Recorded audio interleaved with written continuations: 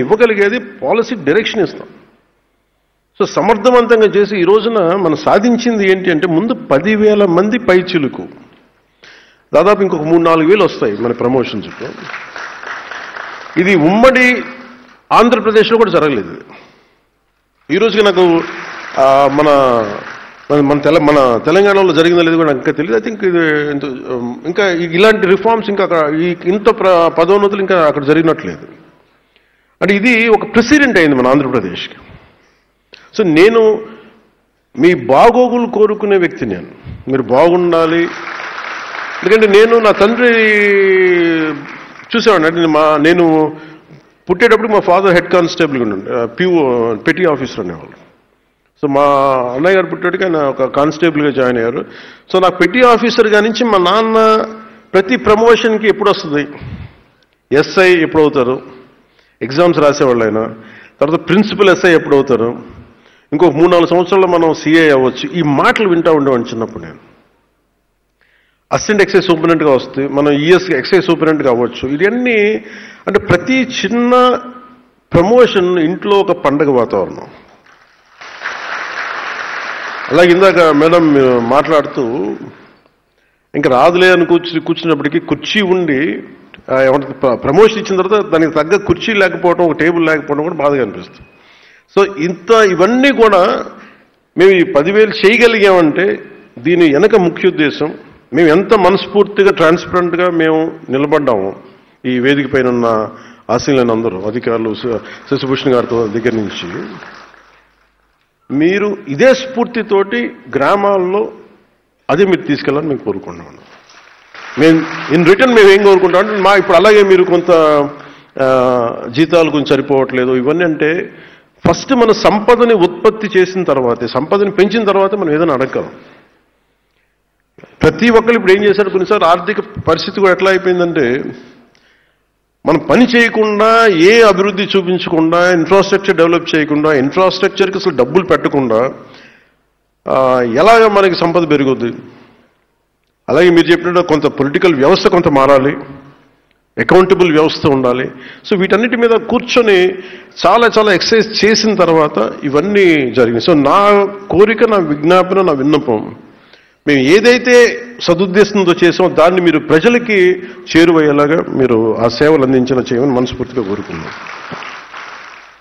So ఈ పంచాయతీరాజ్ వ్యవస్థని బలోపేతం చేయడంలో మీ పాత్ర చాలా కీలకం. కూటమి ప్రభుత్వం వచ్చిన వెంటనే గతానికి భిన్నంగా ఎలాంటి సిఫార్సులు లేకుండా మేము చేయగలిగాం. అది అలాగే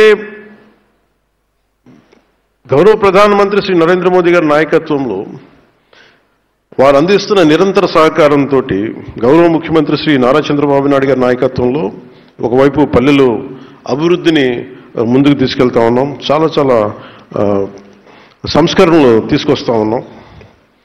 అలాగే ఈ సంస్కరణలు రాష్ట్రంలో ఇంతకుముందు ఎప్పుడు లేని విధంగా ఏడాది కాలంలోనే దాదాపు మీరు ఇందాక చెప్పిన 10,000 మందికి ఇవ్వడం. సో సంస్కరణల ద్వారా పదోన్నతులు ఎలా వచ్చినాయి మీ దృష్టికి తీసుకురావడానికి, గతంలో పంచాయతీరాజ్ గ్రామీణాభివృద్ధి శాఖల పదోన్నతుల వ్యవహారంలో చాలా సమస్యలు ఉండేవి. వీడిఓలుగా నియమితులైన వారు అదే పోస్టులు పదవీ విరమణ పొందిన సందర్భాలు ఉన్నాయి. గ్రూప్ 1 ద్వారా ఎంపీడీఓగా నియమితులైన వారు 22 ఏళ్ల పాటు దాదాపు 2 దశాబ్దాల పైచిలకు వాళ్ళకి ప్రమోషనే ఉండేది కాదు, పదోన్నతి ఉండేది కాదు. దీంతో పని పట్ల కొంత ఒక కంప్లసెంట్ యాటిట్యూడ్, ఒక నిరాసక్తత, ఒక నిర్లిప్తత వచ్చేది. దీన్ని పోగొట్టేందుకు చట్టబద్ధంగా అవకాశం ఉన్నంత వరకు సంస్కరణలు తీసుకొచ్చాం. గ్రూప్ 1 ద్వారా ఎంపీడీఓ స్థానంలో నేరుగా డీడీఓలుగా ఎంపికయ్యే ఈ వెసులుబాటుని కల్పించాం. తొలిసారిగా జెడ్పీ సిఇఓ స్థాయిలో ప్రమోషనల్ వ్యవహారంలో ఉమ్మడి రాష్ట్రంలో కూడా ఇందాక చెప్పినట్టు అమలు చేయని నిర్ణయాలని మనం కూటమి ప్రభుత్వం నారా చంద్రబాబు నాయుడు గారి నాయకత్వంలో ఇది అమలు చేస్తా ఉంది.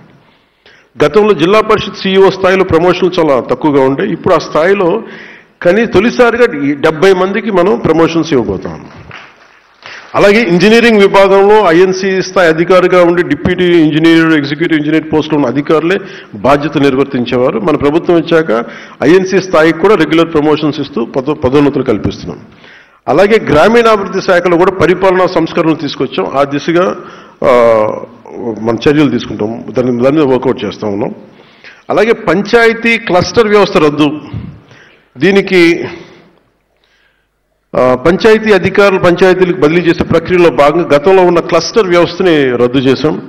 13,300 గ్రామ పంచాయతీని స్వతంత్ర పాలన యూనిట్లుగా మార్చాం. జనాభా ప్రాతిపాదికన 4 గ్రేడ్లుగా విభజించాం. క్లస్టర్ వ్యవస్థలో 3-4 పంచాయతీలకి ఒక గ్రామ కార్యదర్శి విధులు నిర్వహించేవారు. నూతన విధానంతో గ్రేడ్ల వారీగా విభజించబడిన ప్రతి పంచాయతీకి ఒక పంచాయతీ సెక్రటరీ నియమించాం. తద్వారా ప్రజలకు అందాల్సిన సేవలు మరింత సులభంగా ఉంటాయి. అలాగే పంచాయతీ కార్యదర్శి పేరును పంచాయతీ అభివృద్ధి అధికారిగా, అంటే పంచాయత్ డెవలప్మెంట్ ఆఫీసర్గా మార్చాం. 10,000 జనాభా దాటిన గ్రామ పంచాయతీని మాజీ రాష్ట్రపతి డాక్టర్ ఏపీజే అబ్దుల్ కలాం గారి కలల్ని సాకారం చేసేందుకు కొత్తగా రూర్బన్ పంచాయతీలుగా గుర్తించాం. డిప్యూటీ